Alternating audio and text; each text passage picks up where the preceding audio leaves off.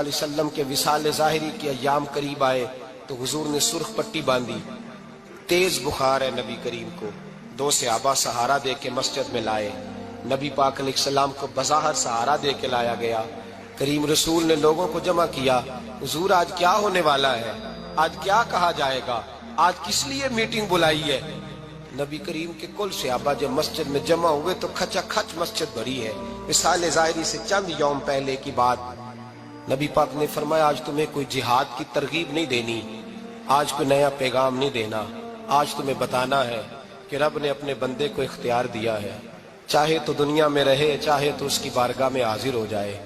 اس عبد نے بارگاہ ربوبیت کی طرف لوٹنے کا ارادہ کر لیا ہے۔ حضرت صدیق اکبر رونے لگے تو صحابہ نے کہا تمہیں کیا ہوا؟ کہنے لگے سمجھ نہیں رہے، کسی کی بات نہیں کر رہے، نبی پاک تو اپنی بات فرما رہے ہیں، اس نے جانے کا ارادہ کر لیا۔ سنیے میرے بھائی، محبوب پاک نے فرمایا بھائی کسی شخص کو میری طرف سے کوئی تکلیف پہنچی ہو تو بدلہ لے سکتا ہے، بدلہ لے سکتا ہے، کسی کو تکلیف پہنچی ہو۔ صحابہ پھوٹ کے رونے لگے، محبوبہ کرم ہی کرم ہوا ہے، رحمت ہی رحمت آئی، آپ کے بارے میں گمان کرنے والا بھی دائرہ ایمان سے نکل جائے گا۔ حضور آپ کیا فرما رہے ہیں؟ فرمایا نہیں بھائی اٹھو۔ پیچھے سے جناب عکاشہ بن محصن اٹھے، ہاتھ کانپتے ہیں، آگے بڑھے، کہنے لگے یا رسول اللہ، ایک جنگ کے موقع پر آپ نے درہ مارا تھا، ننگی پیٹھ پر صفیں سیدھی کراتے، بات دل میں رہ گئی ہے، میں نے بدلہ لینا ہے۔ نبی کریم نے فرمایا بلال دوڑ کے جاؤ، فاطمہ کے گھر درہ پڑا ہے، درہ لاؤ۔ سیدنا بلال حبشی کہتے میں گیا، دستک دی سیدہ طیبہ طاہرہ، حضرت فاطمہ فرمانے لگی بلال کیسے آئے ہو؟ اماں جی وہ درہ چاہیے تھا۔ سیدہ کو تشویش ہوئی، کہنے لگے بلال نہ تو جنگ پہ جانا ہے، نہ جہاد ہے، نہ کوئی ایسا موقع ہے، حضور کی تو طبیعت مبارک بظاہر بڑی علیل ہے، درہ کیا کریں گے؟ حضرت بلال عرض کرنے لگے اماں جی ایک صحابی بدلہ لینے لگے ہیں، صاحب طبقات نے جملے لکھے ہیں، کہتے ہیں بی بی صاحبہ نے درہ بھی دیا اور امام حسن حسین کو بھی باہر نکالا۔ فرمانے لگی عکاشہ سے کہنا 100 درے مارے، ان 2 شہزادوں کے جسم پر نبی پاک کے قریب نہ جائے، میں نے 2 بچے پیدا ہی اپنے محبوب پر قربان کرنے کے لیے کیے، ان کو لے جائے۔ حضرت بلال کہتے ہیں میں 2 شہزادے لے کے آیا، اور جب دروازے میں میں لے کے پہنچا تو نبی پاک نے دیکھا تو آنکھوں میں آنسو آ گئے۔ فرمایا ان کو بٹھا دو، مجھے پتا ہے فاطمہ نے کیا کہہ کے بھیجا ہے۔ حضرت سیدنا بلال فرماتے ہیں درہ میں نے جناب عکاشہ کو دیا، حضرت عکاشہ درہ لے کے آگے جو بڑھے تو حضرت ابو بکر صدیق نے ان کے پیروں پہ ہاتھ رکھا، فرمایا عکاشہ میری طرف آ یار، مجھے مار درے، نبی پاک کے قریب نہ جا۔ مصطفیٰ کریم نے فرمایا ابو بکر تو ہٹ جا، اسے آنے دے۔ فرماتے ہیں میں چند قدم آگے گیا تو مولا علی شیر خدا نے میرے پیر پہ ہاتھ رکھا، کہنے لگے عکاشہ سوچ تو صحیح تو کیا کر رہا ہے؟ حضور نے فرمایا علی ہٹ جاؤ، میرا اور ان کا معاملہ ہے۔ جناب عکاشہ آگے بڑھ رہے، نبی کریم نے فرمایا میں اپنی امت کو درس دینا چاہتا ہوں، خبردار خبردار زندگی میں تمہارے ہاتھ سے زبان سے کسی کو تکلیف نہ پہنچنے پائے، خبردار یاد رکھنا وہ معاشرے بگڑ جاتے ہیں، وہ معاشرے تباہ کر دیے جاتے ہیں جہاں ظلم ہوتا ہے، جہاں زیادتی ہوتی ہے، جہاں لوگوں کو ستایا جاتا ہے۔ محبوب کریم کے قریب آئے حضرت عکاشہ، کہا حضور میری پیٹھ ننگی تھی، آپ بھی ذرا کپڑا ہٹائیے۔ نبی کریم نے پیٹھ سے کپڑا ہٹایا، جناب عکاشہ نے درہ جو اٹھایا تو صحابہ کی چیخیں نکلی، حضرت عکاشہ نے درہ دور پھینکا، حضور کے بطن اطہر سے لپٹ گئے، چومنے لگے، کہنے لگے حضور وہ تو صفیں سیدھی کراتے لگ گیا تھا، آپ نے کہاں مارا تھا؟ یا رسول اللہ میں تو بہانہ بنا رہا تھا کہ جاتی دفعہ مجھے وجود چومنے کا موقع نصیب ہو جائے، مجھے یہ موقع نصیب ہو جائے۔ میرے حبیب نے فرمایا جس نے جنتی دیکھنا ہو میرے عکاشہ کی زیارت کر لے۔ بھائی ظلم کا دروازہ کھلا ہوا ہے اور لوگ بھول جاتے ہیں زیادتی کرتے ہوئے، وہ بہو سے ہی کیوں نہ کریں، وہ اپنے گھر کے بھول جاتے ہیں کہ شاید پوچھنے والا کوئی نہیں، شاید میزان نہیں لگے گا۔ ایران کے بادشاہ نے اپنے بیٹے کو پڑھانے کے لیے ایک استاد صاحب کا بندوبست کیا۔ استاد صاحب کو کہا کہ میرے بچے کو دین پڑھائیے، میں چاہتا ہوں کل اس نے عنان حکومت کو سنبھالنا ہے تو یہ دین سے آگاہ ہو جائے، اس کو کچھ سکھائیے پڑھائیے۔ بہت نیک بزرگ بڑے درویش عالم پڑھانے لگے، اسباق مکمل ہو گئے، دین کے اسباق قرآن مجید پڑھایا، احادیث طیبہ کا درس دیا، اصول فقہ سے روشناس کرایا۔ جب بچے نے مکمل تعلیم حاصل کر لی اور آمین ہو گئی، دستار ہو گئی، فارغ ہو گئے، تو پھر ایک دن استاد صاحب نے کہا بیٹے کل تم نے ضرور آنا ہے، کچھ بات کرنی ہے۔ شہزادہ گیا ملنے استاد صاحب سے، استاد صاحب نے کنڈی لگا لی، ہاتھ میں درہ پکڑ لیا، مار مار کے پورے وجود کو زخمی کر دیا، کوئی غلطی نہیں، کوئی بات نہیں، مارا۔ اب بچہ آیا آ کے بادشاہ سلامت سے کہا کہ ابا جی سمجھ نہیں آئی، بڑا مارا ہے استاد۔ تو سیانے تھے نا بادشاہ، یہاں تو قاری صاحب روز کٹہرے میں کھڑے ہوتے ہیں، مولوی صاحب آپ نے میرے بچے کو کیوں مارا ہے؟ آپ 8,000 کے مولوی ہیں، میرا کئی کروڑ کا بچہ ہے، سویرے بدل لیں گے، خبردار آپ نے بچے کو ہاتھ لگایا، اپنی حیثیت میں رہے معاذ اللہ۔ جو قومیں استادوں کو کٹہروں میں کھڑا کرتی ہیں وہ ترقی نہیں کر پاتی، جو استادوں کو کٹہروں میں روز کھڑا کرتے ہیں۔ کہا ابا جی بڑا مارا ہے، تو والد بڑے سمجھدار تھے، کہنے لگے بیٹا استاد باپ ہوتا ہے، وہ زیادتی نہیں کرتا، کوئی بات ہوگی، میں تیرے استاد کو کٹہرے میں نہیں بلاؤں گا۔ اماں سے بات کی، اماں کہنے لگی بیٹا میں تیرے باپ سے کیسے بات کروں، ڈرا تھا۔ وقت گزر گیا، 22 سال بیت گئے، 22 سال گزر گئے، بادشاہ کا انتقال ہوا، شہزادہ تخت پہ بیٹھا، پہلا حکم یہ دیا کہ میرے استاد کو بلاؤ، پہلا حکم۔ استاد جی بوڑھے ہو گئے تھے، چھڑی کے اوپر ٹیک لگا کے آئے اور بھویں سفید ہو کے جھک گئی تھیں، یوں آنکھ کھول کے بڑی مشکل سے دیکھا، کہنے لگے شہزادے حکم ہو۔ کب میں شہزادہ نہیں، اب میں بادشاہ بن گیا ہوں۔ استاد جی 22 سال بیت گئے، آپ نے مارا تھا، پر وہ درد چونکہ زیادتی کی تھی، میرا قصور کوئی نہیں تھا، تو نہ میری روح سے درد گیا ہے نہ میرے جسم سے گیا ہے، میں بے اختیار تھا، پوچھ نہیں سکتا تھا، آج با اختیار ہوا ہوں۔ سب سے پہلے پہلا حکم آپ کو دیا، بلایا ہے، بتائے کیوں مارا تھا، کیوں مجھے مارا تھا، میری زیادتی بتائے۔ تو استاد، بوڑھے استاد کی آنکھیں آنسوؤں سے بھر گئی، کہنے لگے بیٹے بس آج کے دن کے لیے مارا تھا، یہ جو دن آ گیا نا میری زندگی میں، اس لیے مارا تھا، یہ میں چاہتا تھا میری زندگی میں وقت آئے، آج کے بس میری مراد پوری ہو گئی۔ کہا صاحب کس لیے، مجھے بھی سمجھائے۔ آپ فرمانے لگے کتنی دیر ہو گئی تجھے مار کھائے ہوئے، کتنا زمانہ بیت گیا؟ کہنے لگا 22 سال۔ فرمایا زخم بھولے تو نہیں، درد ختم تو نہیں ہوئی، تمہیں بات 1 منٹ کے لیے بھی تمہارے حافظے سے محو تو نہیں ہوئی؟ کہا استاد جی روز رات کو یاد آتی، روز خیال آتا تھا۔ استاد کہنے لگے بھائی تو بے اختیار تھا، پوچھ نہیں سکا، 22 سال تجھے یاد رہا، مجھے پتا تھا تو ایک دن حکمران بنے گا، میں نے تجھے اس لیے مارا تھا کہ بیٹے یاد رکھنا، کسی پہ ظلم نہ کرنا، اگر تجھے 22 سال تک یاد رہا ہے تو جس پر تو ظلم کرے گا اسے بھی قیامت تک یاد رہے گا، اور یہ یاد رکھنا تو آج با اختیار ہوا تو تو نے مجھے بلا لیا ہے، قیامت کے دن غریب با اختیار ہو جائیں گے، مظلوم با اختیار ہو جائیں گے، وہ با اختیار ہوں گے، للہ الواحد القہار، رب کریم کی بارگاہ کے اندر ان کا اختیار ہوگا، اکیلے اللہ کی حکمرانی ہوگی، پھر وہ بلائیں گے بڑے بڑے کج کلاہ، دنیا میں جن کی پگڑیاں اونچی تھیں وہ سر جھکائے کھڑے ہوں گے، دنیا میں جو ڈکٹیٹر بنتے تھے ان کی پشتیں لال ہوں گی، ان کو غدار لکھا جائے گا، قیامت تک نہیں بھولے گا۔ ظلم کرنا تو سوچ سمجھ کے کرنا، اتنا کرنا جتنا تم سہ سکتے ہو، اتنی زیادتی کرنا جتنی قیامت میں تم برداشت کر سکتے ہو۔ میرے نبی کریم صلی اللہ علیہ وسلم نے فرمایا ظلم سے بچو، یہ قیامت کے اندھیروں میں سے ایک اندھیرا ہوگا، زندگی میں زیادتی نہ کریں، اگر تھوڑی دیر کے لیے کوئی چیز برداشت کر جائیں گے تو وہ فائدہ دے جائے گی، کچھ دیر کے لیے اگر سہ جائیں گے تو نفع مل جائے گا، سہنے کی کوشش کریں لیکن زیادتی نہ کریں، نظر کو، سوچ کو، ذہن کو پاک رکھیں، اور میرے بھائی زندگی پوری ظلم سے بچیں، زیادتی سے بچیں۔ امیر المومنین حضرت جناب سیدنا عمر فاروق رضی اللہ تعالیٰ عنہ رات گھر میں تھے تو رونے لگے، بڑی دیر تک روتے رہے، والدہ اٹھی تو صاحبزادے سے کہنے لگی پتہ کرو تمہارے باپ کو کیا مسئلہ ہے۔ شہزادے آئے، کہنے لگے امیر المومنین والد گرامی کیا ہوا؟ تو حضرت عمر فاروق کہنے لگے بیٹا اپنی اماں کو بلاؤ۔ والدہ آ گئی، کیا بات ہے، کچھ طبیعت خراب ہے تو حکیم کا بندوبست کیا جائے۔ تو حضرت عمر کہنے لگے کچھ بھی نہیں، آج مسجد سے نکلا ہوں تو نبی پاک کے صحابہ میری تعریفیں کر رہے تھے۔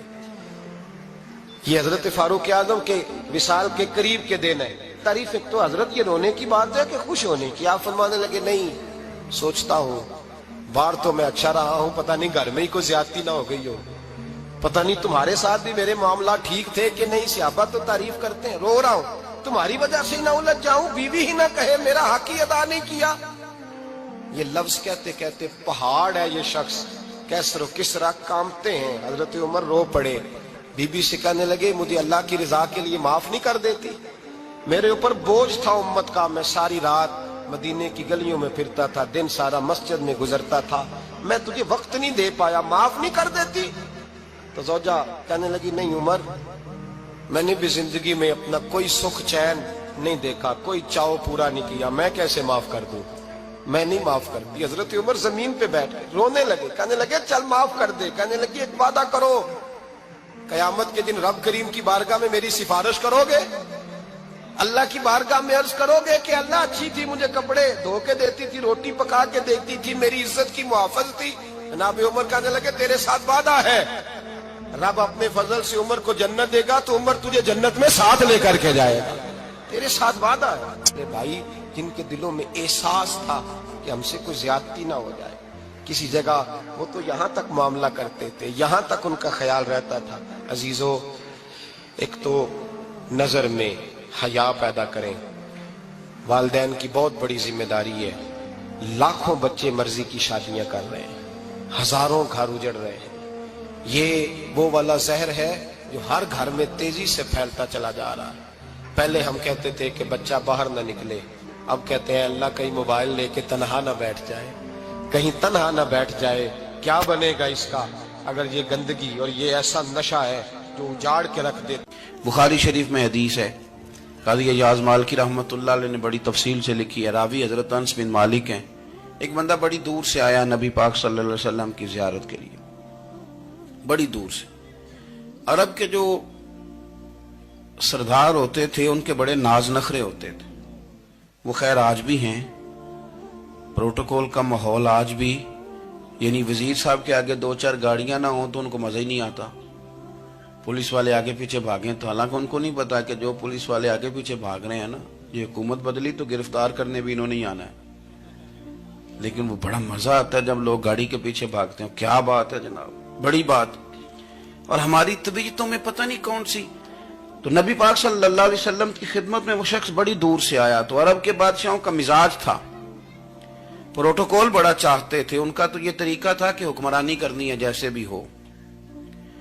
اگر کسی غلام نے دھوپ میں بندھا رہ گیا، اونٹ اور چھاؤں میں نہیں باندھا تو درے مارتے تھے، اور اگر اس نے کھول کے باندھ دیا تو پھر بھی مارتے تھے، کہتے تھے اتنا سیانا ہو گیا تو انہیں پوچھا ہی نہیں، خود بخود ہی باندھ دیا۔ وہ شخص حضور کی بارگاہ میں آیا اور بہت سارے لوگوں کے پاس کیونکہ وہ جاتا تھا اپنے سربراہ کا پیغام لے کے، تو وہ کانپ رہا ہے جب حضور کی بارگاہ میں گیا، ڈر رہا ہے۔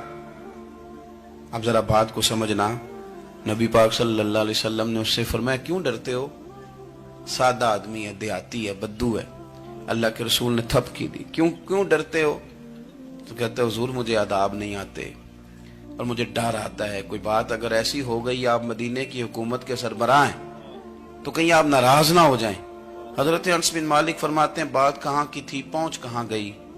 جب اس نے یہ کہا نا کہ آپ تو حکومت کے سربراہ ہیں، کہیں کوئی غلطی نہ مجھ سے ہو جائے، تو نبی پاک کی آنکھوں میں آنسو آ گئے، حضور رونے لگے، اور نبی پاک صلی اللہ علیہ وسلم فرمانے لگے نہ بھائی، تو کسی حکومت کے سربراہ کے پاس نہیں آیا، نہ تو اس بیٹے کے پاس آیا ہے جس کی ماں گوشت کے خشک ٹکڑے کھا کے بھی گزارا کر لے گی۔ میں تو ایک غریب ماں کا بیٹا ہوں۔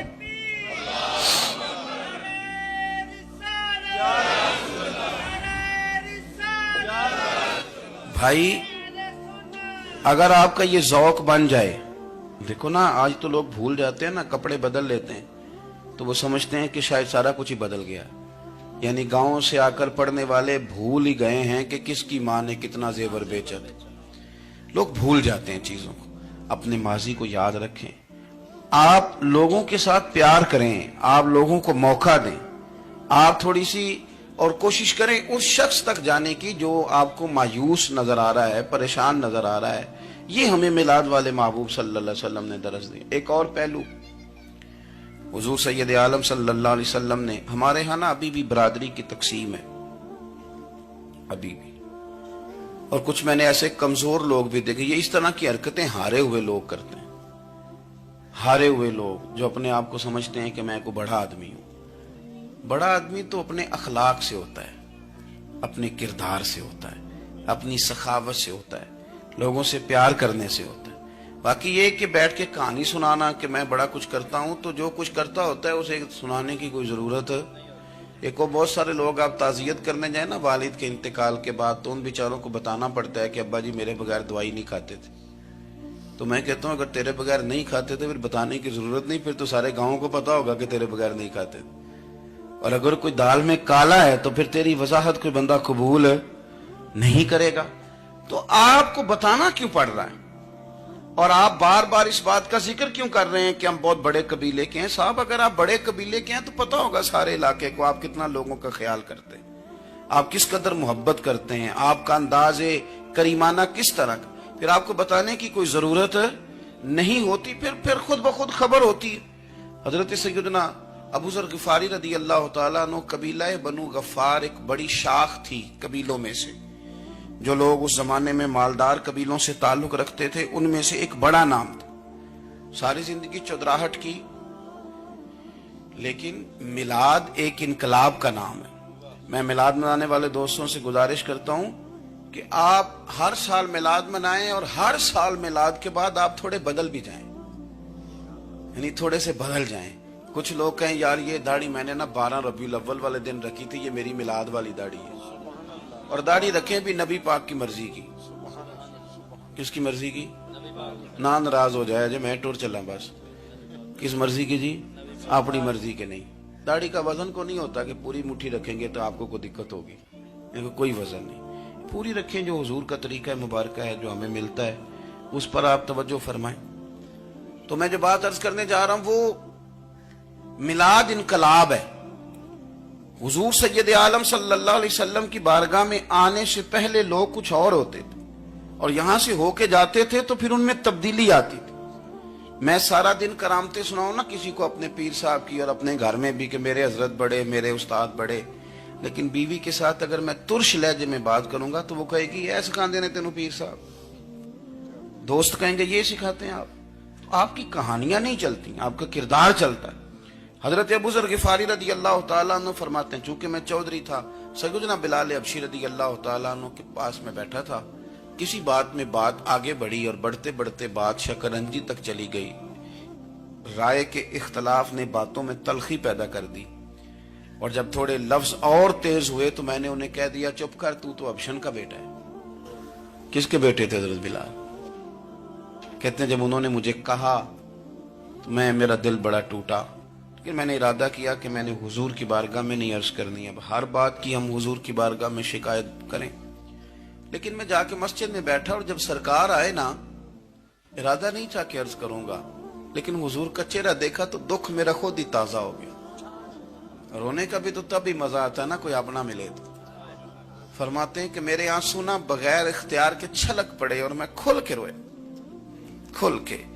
قربان جاؤں محبوب کے, بھی حضور نے پاس نہیں بلایا بلکہ نبی پاک اٹھ کے خود میرے پاس آئے اور مجھے کندھوں سے پکڑ کے سینے سے لگایا. اور جب میں کھل کے رو لیا تو حضور میرے آنسو پوچھنے لگے. کچھ شعر ایسے ہوتے ہیں جو کسی نے کہے ہوتے ہیں, اور کہنے والا جو ہوتا ہے وہ صاحب حال ہوتا ہے, تو اس میں کچھ خوبصورتی زیادہ ہی ہو جاتی ہے. ایک پنجابی کے شاعر ہمارے گجرات میں گزرے, بزرگ تھے, ان کا ایک شعر ہے, وہ کہتے ہیں ایک واری میری آنکھیاں چوں اونا نے اتھرو پونجے سن.